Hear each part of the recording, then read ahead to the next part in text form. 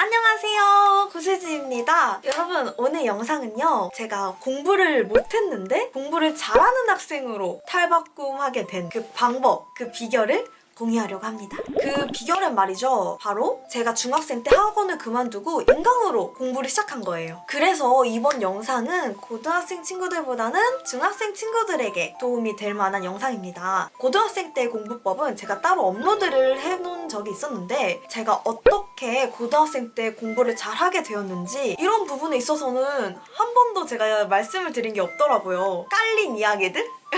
깔린 나의 베이스들? 원래 전 그렇게 공부를 잘하는 학생이 아니었거든요? 하하하. 그럼 지금부터 구슬주의 이야기로 빠져들어가 볼까요? 뿅!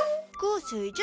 저는 일단 중학교 1학년 때 기초가 너무 없는 학생이었어요. 그래서 학원에 가면 사실 학원 선생님이 이렇게 수업하시는 거를 다 소화를 못하는 학생이었고, 심지어 저는 1살 차이 나는 동생이 한 명 있거든요? 근데 이제 같이 학원을 레벨 테스트를 보러 가면은 동생보다도 못하는 실력이었어요.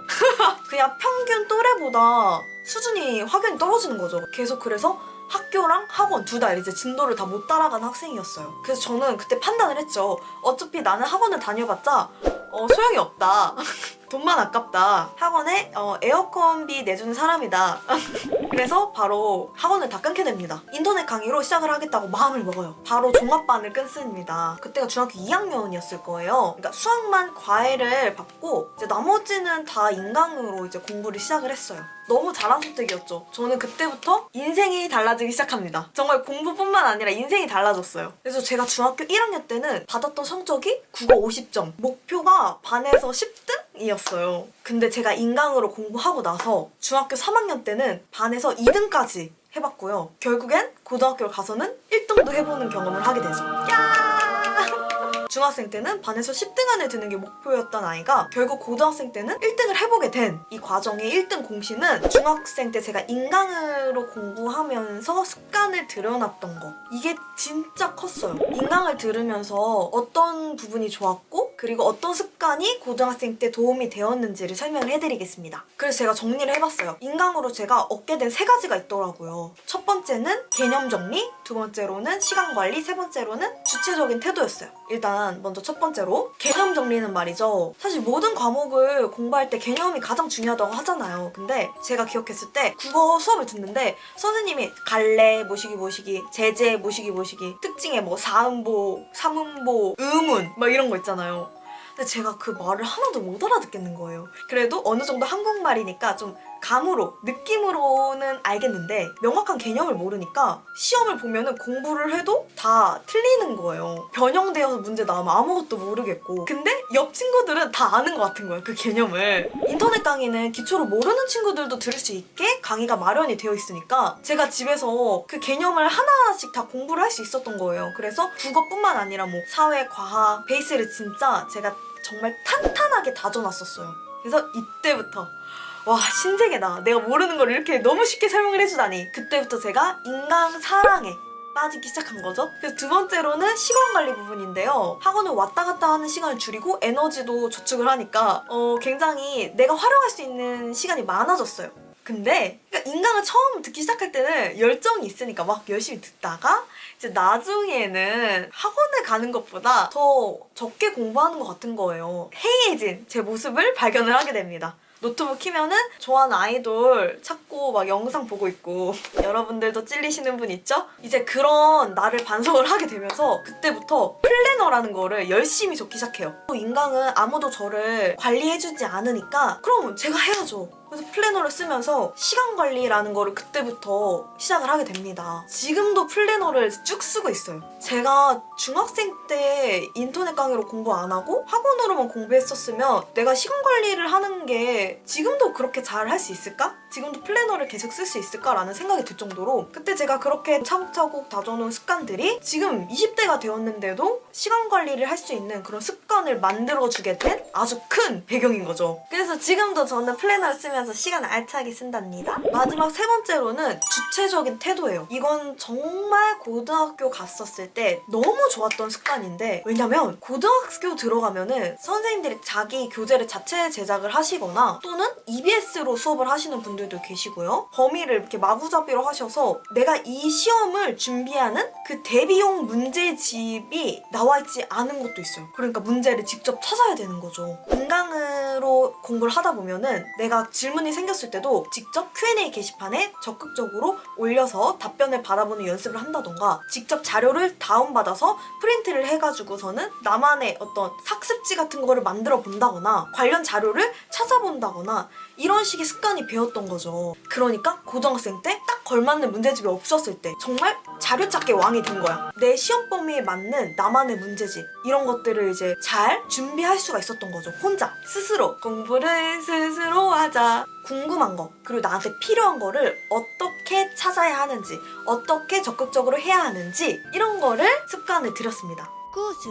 여러분들 중에서도 저와 같이 고민을 했던 친구가 있나요? 학원 가면 잘 못 알아듣겠고 수업도 잘 못 따라가겠고 저도 그런 학생이었으니까 저도 공부를 그렇게 잘하는 학생이 아니었었으니까 여러분들도 진짜 할 수 있어요.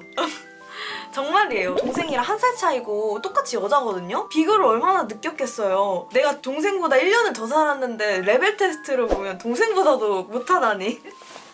전 진짜 그 정도로 어렸을 때 나는 공부를 정말 못하는 애구나. 저도 이런 나만의 습관들을 찾아 나가고 중학생 때 나만의 공부 루틴을 발견을 하니까 고등학생 때 그렇게 안정적이게 내신을 잘 딸 수 있었다. 그렇다고 해서 모든 친구한테 저는 인강 공부법을 추천하는 건 아니에요. 왜냐면 만약 자기 자신이 누군가 되게 찍찍질을 해야만 공부를 하는 습관이 있다. 그러면 어떻게 학원을 가야죠. 어쩔 수 없어요. 당연히 인터넷 강의만 듣고 스스로 공부하는 자습 시간이 없다면 도루묵 꽝꽝꽝 아셨죠? 인강을 하는 만큼 내가 그런 주체적인 학습이 돼야 되는 거예요. 그래야지 아까 제가 말씀드렸던 습관들이 생기는 거예요. 아셨죠?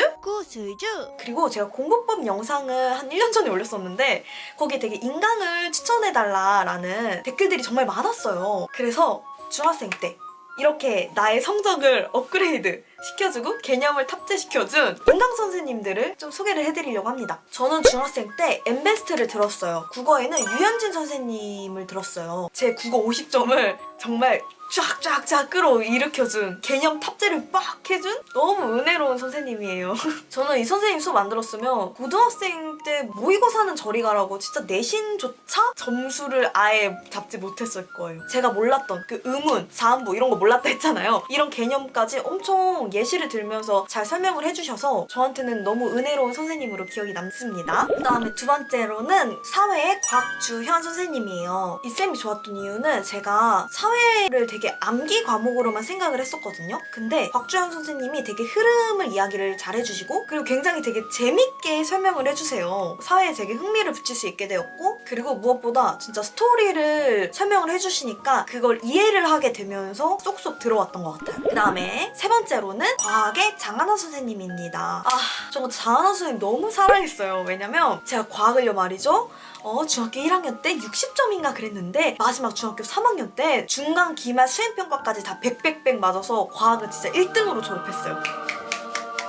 과학 전교 1등! 이 쌤은 개념도 개념인데 문제풀이를 굉장히 꼼꼼하게 해주세요. 문제가 있으면 선지 하나하나마다 왜 맞고 왜 틀린지를 잘 분석을 해주시면서 그렇게 제가 문제풀이 강의도 열심히 듣고 그다음에 나 혼자서도 열심히 따라하다 보니까 그 문제를 정확하게 푸는 스킬이 늘더라고요. 그래서 실제로 이제 과학시험 문제 풀 때 헷갈리는 게 하나도 없었어요. 지금 제가 말씀드린 이 세 선생님은 저를 모르겠지만 제가 너무 좋아했어요. 혹시나 이 영상을 보고 계신 엠베스트 관계자분이 계시다면요. 저의 이 감사함을 꼭 이 세 분께 전달을 해주시면 너무나 감사하겠습니다. 그리고 문제집은요. 인강 선생님들이 진행하는 그 교재로 했어요. 제가 중학생 때 들었었던 그 인강 선생님들은 그 당시에 꿈틀 출판사 교재를 활용하셨거든요. 지금은 아마 다를 수도 있어요. 그래서 저는 꿈틀 교재를 되게 좋아했어요. 저는 그때 꿈틀이 진짜 좋았던 게 답지가 너무 잘 되어 있어요. 여러분들이 그 문제집 살 때 어떤 거 사야 되냐고 많이 물어보시는데 문제집은 무조건 답지가 정말 꼼꼼하게 문제집이 이만큼이면 답지도 이만한 너무 무리했나? 어쨌든 근데 답지가 되게 꼼꼼히 나온 거를 추천합니다. 왜냐면 이 문제가 있으면 왜 정답이었는지 왜 아닌지를 정확하게 아는 연습을 하면은 시험을 잘 볼 수밖에 없거든요. 오늘 이 영상도 여러분들에게 도움이 되었으면 좋겠네요. 도움을 많이 받으신 분이 있다면 댓글로 도움 많이 받았다고 많이 남겨주세요. 많은 힘이 됩니다. 또 좋아요와 구독도 아시죠? 그럼 여러분의 삶이 구슬처럼 빛나길 바랄게요. 안녕! 다음에 만나요. 야!